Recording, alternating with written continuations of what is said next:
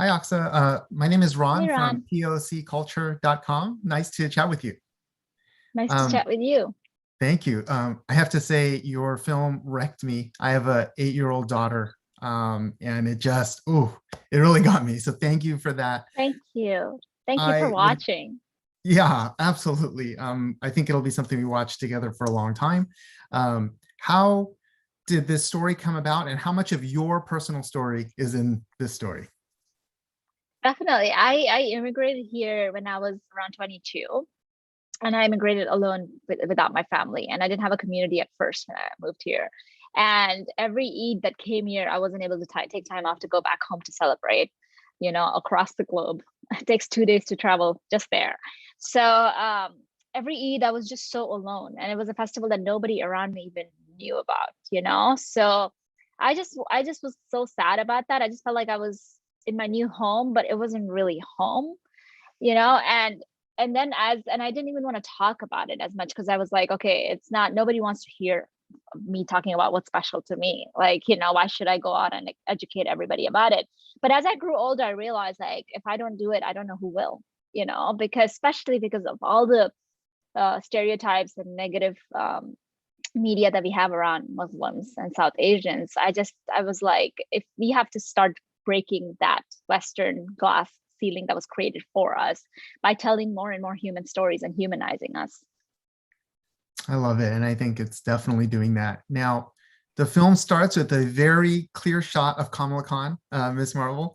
Uh, I would love to hear how much you love that character and why you wanted that film to start with that shot. Definitely. It was, when I read those comics, the the familiarity of that world, like how they call their mom and dad Ammi and Abu is what I called. Just those little specific details just made me feel seen. Made me feel like, oh, we matter. Like our lives, our nuances matter. And it just gave me so much hope. And I wanted to pay homage to that because I hope this film does what that comics did to me. Like that, just that feeling of like, oh, we matter, we belong, and what matters to us is important. Our culture and religion and our festivals are important. And that was one of the reasons. And the other reason is that I really want everybody to know that we all have that superpower in us to go around and do good and change, and bring change to this world.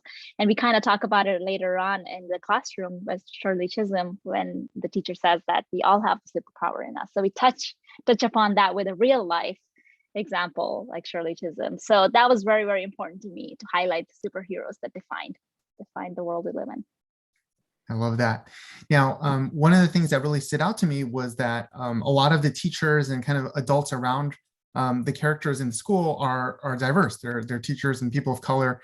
And they don't always, make the right choice either. In the beginning, they're like, oh, we can't, whatever, take time away for your holiday.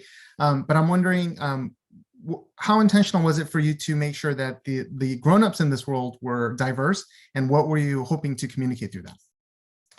Yeah, I think one of the things I wanted to understand that was diversity was important to me because it was a way for me to cast more diverse actors and have characters that have different backgrounds and experiences.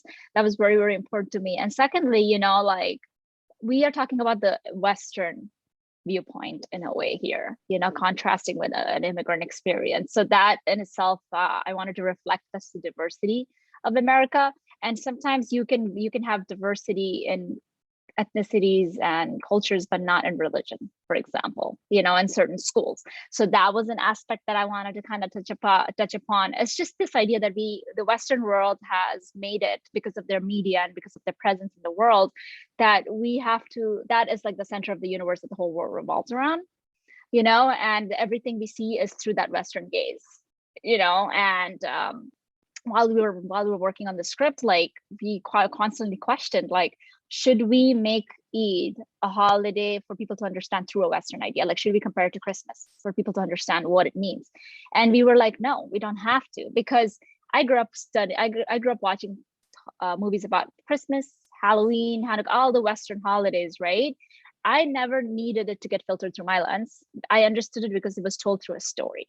And I can do the same. Like, I don't have to filter this through Western gaze. That was the biggest revelation and something I'll carry forward with my storytelling from now on. I love that. Well, thank you so much. I think that's my time. It was such a beautiful and powerful film, and I appreciate it. Congratulations. Thank you. Thank you, Ron. Take care. Take care. Bye. Thank you very much.